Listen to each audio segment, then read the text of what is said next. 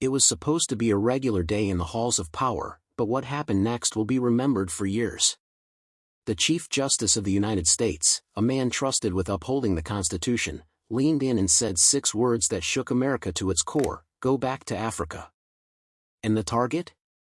None other than Congresswoman Jasmine Crockett, a fearless voice for justice and truth.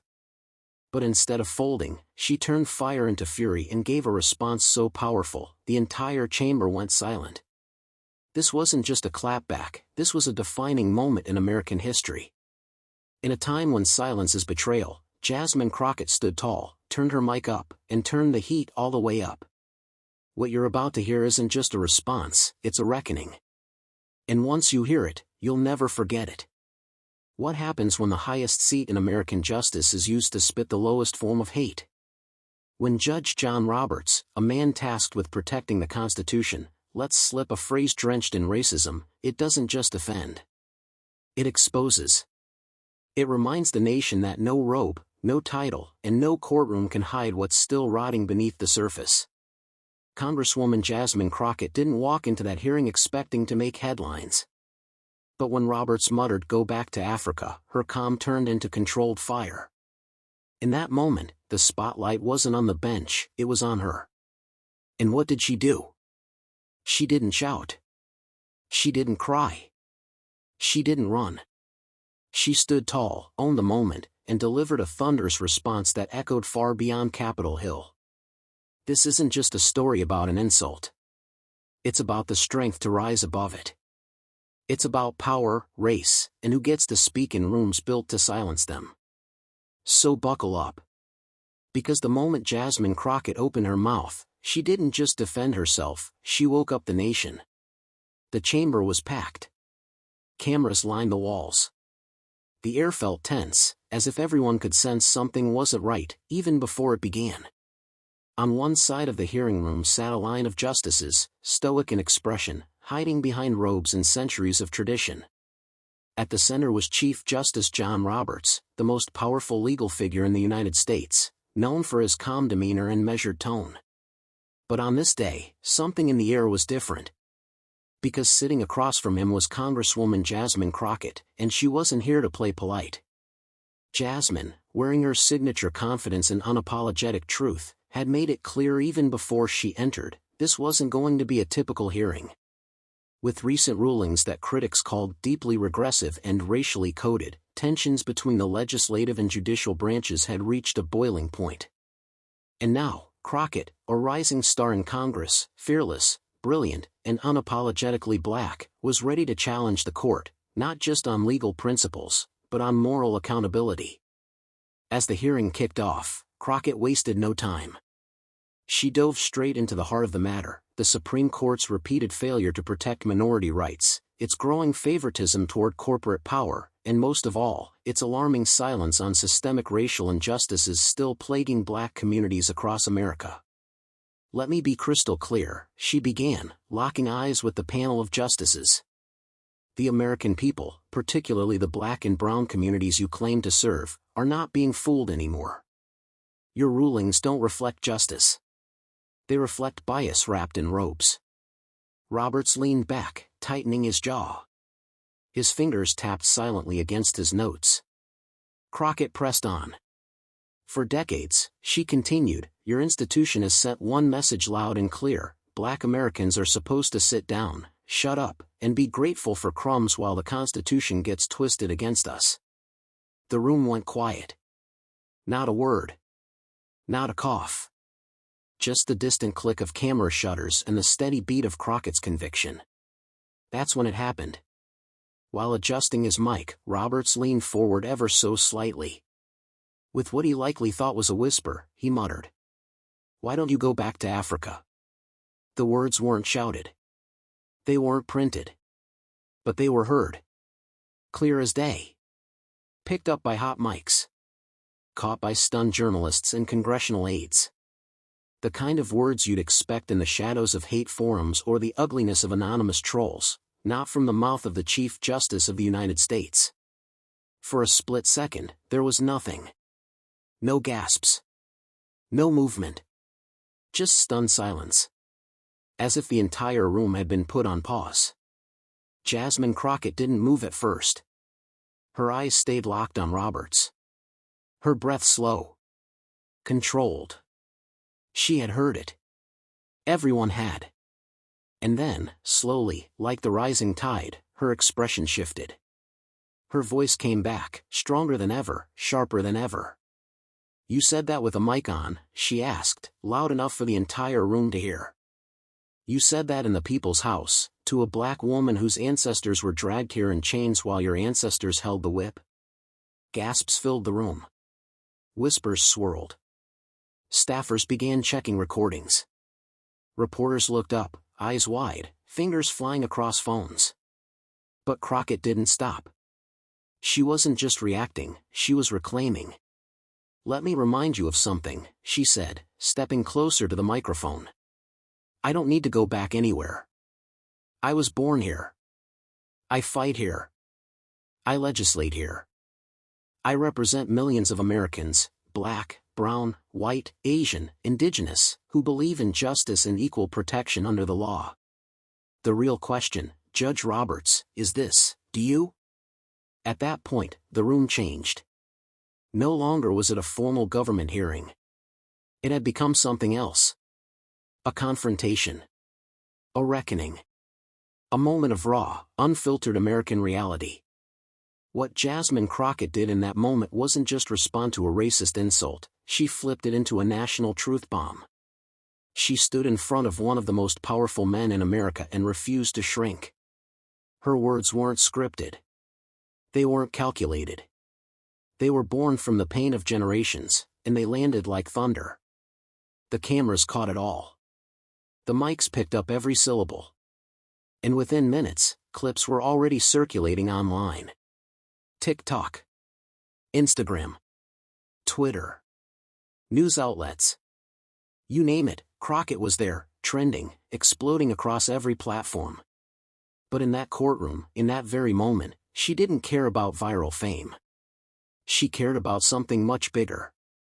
She cared about making it crystal clear: black voices will not be silenced. Not today. Not ever again. And the silence from Roberts? That said more than any defense ever could. This was no longer just a hearing. It was a turning point. The insult had been spoken. It hung in the air like toxic smoke, visible, undeniable, and impossible to ignore. Go back to Africa. 6 words. 6 deadly words spoken from the highest bench in the land, not in some hidden corner of the internet, but in the heart of the United States Capitol. Not from a fringe figure or political extremist, but from the Chief Justice of the Supreme Court. At first, the room didn't react. It was as if the universe itself was holding its breath. Staffers froze mid-step. Journalists paused their typing. Even seasoned political veterans, used to verbal fireworks, sat wide-eyed in disbelief. No one could quite process what had just happened. Was it really said? Did the Chief Justice just utter a racially charged slur, in the middle of a public hearing? Yes. He did. And everyone knew it. Across the room, Jasmine Crockett stood frozen for a second. She didn't flinch. She didn't turn away. She just stood there, eyes locked on the man who had just tried to reduce her existence to a racial insult. It wasn't the first time she'd been attacked like this. But the fact that it came from him, from the very top of America's legal hierarchy, cut deeper than most. But here's what made this moment unforgettable: Crockett didn't let it crush her. She didn't stumble. She didn't raise her voice in rage. What she did instead was more powerful, more measured, and infinitely more devastating. She straightened her shoulders, tilted her head slightly, and then leaned into the microphone. "Say that again," she said, her voice like ice. "Say it louder. Don't mumble it. Say it so the people outside this room can hear it too." That was the moment the courtroom began to shift. Gasps broke out across the chamber. Senators, aides, legal scholars, they all looked toward the Chief Justice, waiting to see what he'd do. But Roberts stayed frozen. His eyes down. his hands gripping the edge of his desk just a little too tightly. For the first time in perhaps his entire career, he looked cornered. Jasmine Crockett saw it. And she leaned in harder. "You want me to go back to Africa?" she repeated. "Tell me, Judge Roberts, where do you think you're from? Because unless you're Native American, every one of us came from somewhere else." There was silence. And then, applause. It started small. A clap from the back. A couple murmurs of agreement. But then it grew louder. Louder than protocol allowed. Louder than what was proper. But no one stopped it. Not even the bailiff. Because in that moment, everyone knew that Jasmine Crockett wasn't just speaking for herself, she was speaking for millions. "My ancestors were dragged to this land in chains," she continued, her voice gaining strength. "They built it with blood and bone. And now, generations later, I sit here, elected by the people, to confront the very systems that once tried to erase us. You don't get to tell me to leave. This is my country too." The audience was no longer just watching, they were witnessing. Witnessing history. Witnessing a woman standing tall in the face of institutional racism and refusing to blink. And while Jasmine Crockett stood rooted in truth, John Roberts remained motionless. No rebuttal. No apology. No denial. Just silence, and a nation watching. The networks, of course, pounced. News alerts flashed across screens. Breaking: Chief Justice's racist remark caught on camera. Crockett confronts Roberts, say it louder. America reacts to Supreme Court scandal. Clips of the moment flooded TikTok. Twitter, or X, exploded. On Instagram, celebrities posted Jasmine's speech with captions like, "This is leadership and we stand with Crockett." Even those who had never followed politics found themselves drawn to her words, sharing the video with hashtags like #StandWithCrockett and #RobertsMustResign. But while the world processed the moment in real time, Jasmine Crockett didn't let the weight of history slow her down. "This isn't the first time someone in power has tried to put black women in our place," she said. "But today, I choose to redefine what that place is. And it's right here. In these chambers. Holding men like you accountable." The thunder of applause returned. Cameras snapped. Phones stayed glued to recording. And Jasmine? She simply stood there, poised, calm, fierce. No theatrics. No yelling. Just truth delivered with unshakable power. And the Chief Justice? Still silent. The man who ruled over courtrooms with a gavel now had no words. Because Jasmine Crockett had taken the insult meant to tear her down and turned it into a national mirror, forcing every American watching to ask themselves, is this what justice looks like? Is this who we are? The silence in that room said more than any law book ever could. What Jasmine Crockett did next wasn't just a response, it was a reckoning. The moment was already tense. The insult had exploded across the internet. But Crockett? She wasn't done. She wasn't there to simply survive the moment, she was there to take control of it. And with every word she spoke, she peeled back the layers of American hypocrisy, forcing the country to confront the racism it too often tries to hide. She looked around the room, at the staffers pretending to be busy, at the lawmakers suddenly afraid to make eye contact, and then right back at Chief Justice Roberts, who still hadn't said a word. His silence spoke volumes. But Crockett's voice carried louder than any gavel ever could. "Let's talk about where we're really from," she began, not shouting, but letting each word hit like a brick through glass. "Because my ancestors weren't immigrants. They were kidnapped. They were chained. They were forced to build a country that told them they were 3/5 of a person. They never got reparations. Never got justice. And now you, the Chief Justice, have the audacity to tell me to go back?" The room was dead silent. "You don't get to erase me. You don't get to dismiss me. I am standing here because of them. I am standing here because they endured, and now I'm here to make damn sure their stories are no longer ignored." People watching on live streams and social media could feel it. This wasn't just political theater. This was history unfolding in real time. Jasmine wasn't just clapping back, she was opening a wound the nation never wanted to admit still bled. You say go back to Africa like that's an insult, she continued. Let me tell you something, Judge. Africa is rich. It's beautiful.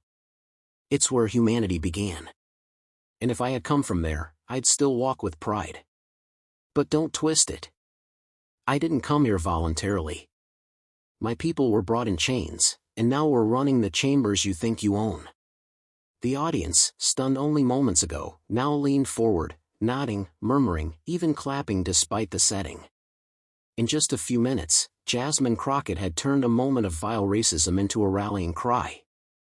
Then came the part that truly lit the internet on fire. She paused, stepped away from the mic, and pulled a folded note from her pocket.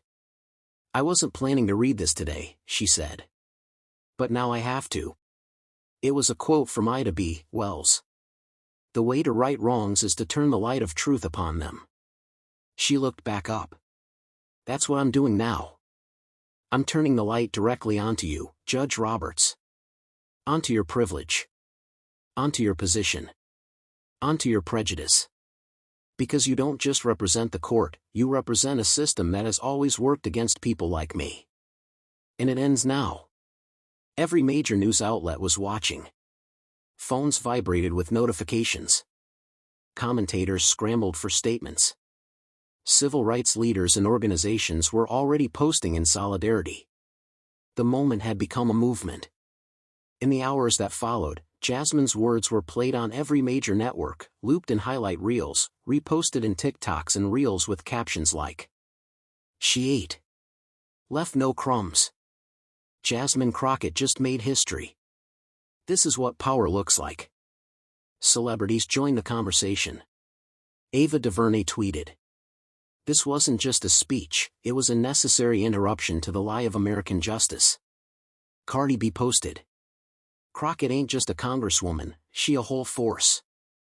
And black women across the country stood taller. They saw themselves in Jasmine.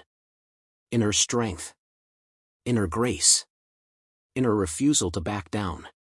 What Roberts had intended as a whisper of hate had become a megaphone for truth.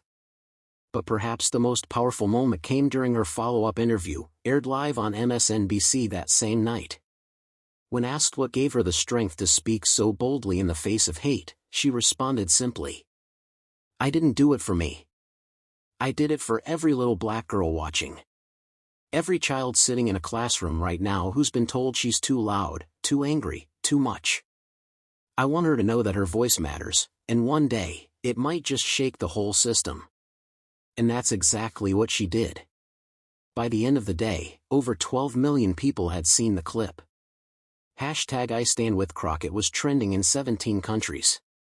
Dozens of lawmakers released statements calling for Judge Roberts to issue a formal apology, or resign. And Jasmine? She stayed grounded. She didn't gloat. She didn't play the victim. She simply stayed focused, continuing to do what she came to do, hold power accountable. Because for her, it was never just about clapping back.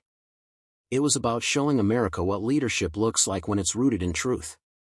And in a moment built on hate, she delivered something far more powerful, dignity, fire, and a voice no one could ignore. By the time Jasmine Crockett walked out of that hearing room, the world outside was already on fire. Clips of the moment, the racist remark in her explosive response, had gone viral. Not just trending. Viral. The kind of viral that stops traffic. That sparks debates on national news. That breaks into family group chats and makes front pages overnight. Social media wasn't just reacting, it was erupting. Within 20 minutes, hashtag Crockett vs. Roberts was trending on Twitter, TikTok, and Instagram. Within an hour, major news networks had cut into programming with breaking news banners that read, Chief Justice's racist remark caught on mic. Crockett's firestorm response shakes Capitol. America reacts to Supreme Court scandal. From Los Angeles to Atlanta, Chicago to Baltimore, people were tuning in, not just to see what had happened, but to watch Crockett's words again and again. Her calm. Her composure. Her power. They weren't just inspired, they were enraged. And they were mobilizing. Thousands flooded the steps of the Supreme Court building within hours. Some held signs that read, "Black voices belong here. We are not going back. Remove Roberts now." Others came simply to stand in silence, an act of protest that echoed louder than any chant. Civil rights groups like the NAACP, the Urban League, and Color of Change released blistering statements. "This isn't just an individual slip, it's an institutional rot," one read. "If the Chief Justice of the United States can casually deploy a racist slur in a congressional hearing, then we are not facing an isolated scandal, we are facing a crisis of credibility." High-profile politicians from both sides of the aisle were now being forced to take a stance. Some conservative lawmakers attempted to dismiss the comment as a misunderstood mumble, but they were instantly drowned out by public outrage. The audio was clear. The insult was unmistakable. Democrats rallied fast.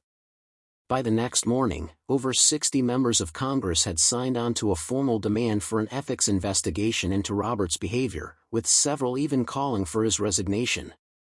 A new congressional subcommittee was immediately formed to explore potential disciplinary action against sitting justices, a move unseen in recent decades. President Biden, addressing the press that afternoon, didn't hold back either. "There is no place, zero tolerance, for racism in our democracy. Especially not in the highest court of the land," he said. Congresswoman Crockett showed the world what strength and integrity look like. We must match her courage with action. But while the political class scrambled to catch up, the people had already made up their minds. Talk shows, morning radio, podcasts, YouTube reaction videos, everyone was talking about Jasmine Crockett. Not just the incident, but how she handled it. With clarity. With courage. Without flinching. In a country exhausted by political performance, her authenticity hit like lightning.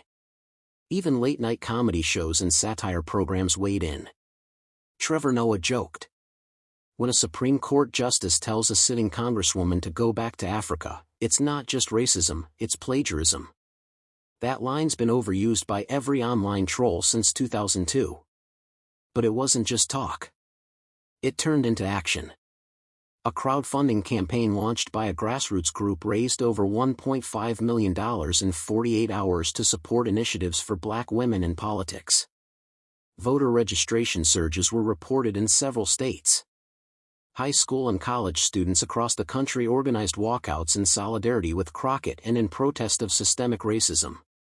Educators began teaching the moment as part of real-time civics lessons. In one viral TikTok, a high school teacher in Oakland played the clip for her class and said, This is what resistance looks like." Meanwhile, Jasmine Crockett remained poised. She didn't gloat. She didn't demand revenge.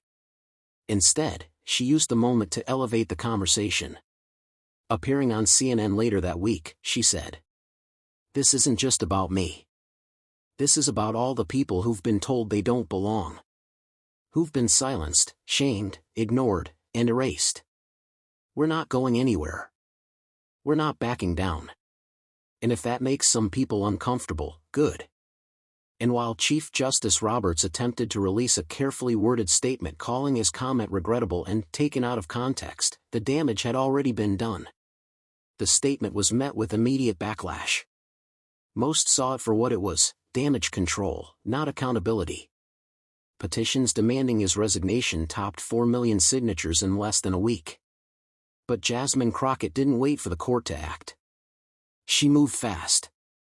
The following Monday, she introduced the Judicial Accountability and Equity Act, legislation aimed at mandating racial sensitivity training for all federal judges, setting clear disciplinary procedures for misconduct, and requiring public transparency for ethical violations at the Supreme Court level. Standing with a coalition of lawmakers, she declared, "If we're going to call ourselves a democracy, we can't have judges who sound like segregationists. We need courts that serve justice, not just power." The response? Thunderous applause. Because by now, the country wasn't just watching Jasmine Crockett, they were following her lead. In just a few days, what began as a whispered slur became a political earthquake.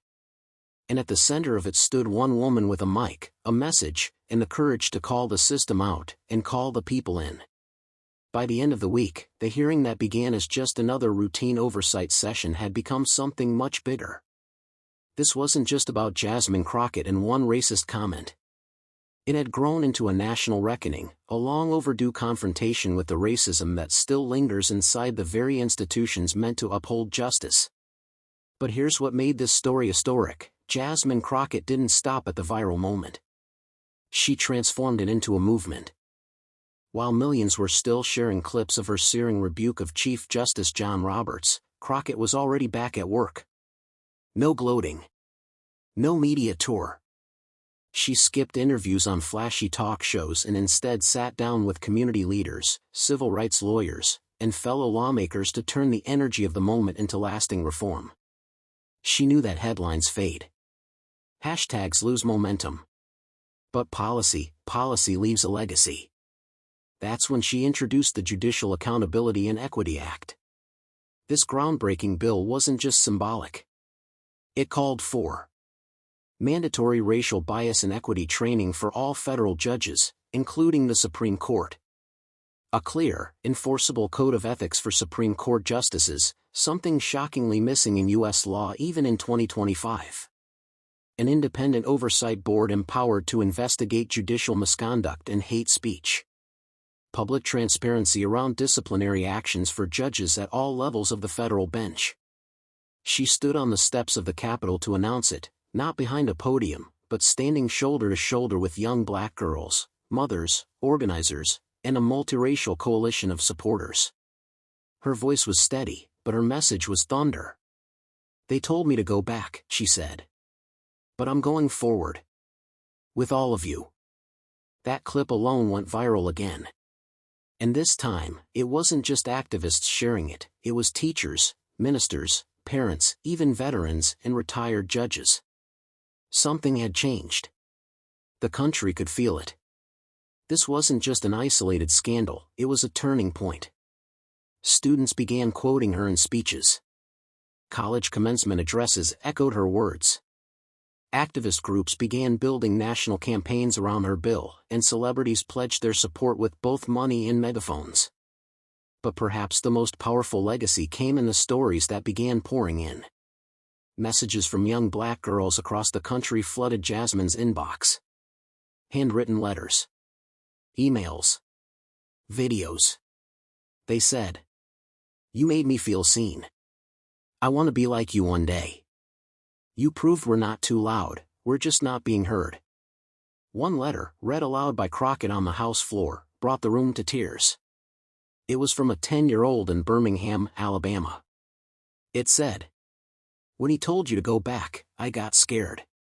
But then you said no. And now I know I never have to be quiet again."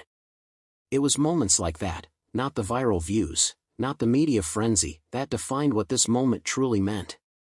Because while the Chief Justice remained mostly silent, hiding behind vague press statements and legal walls, Jasmine Crockett stood taller than ever.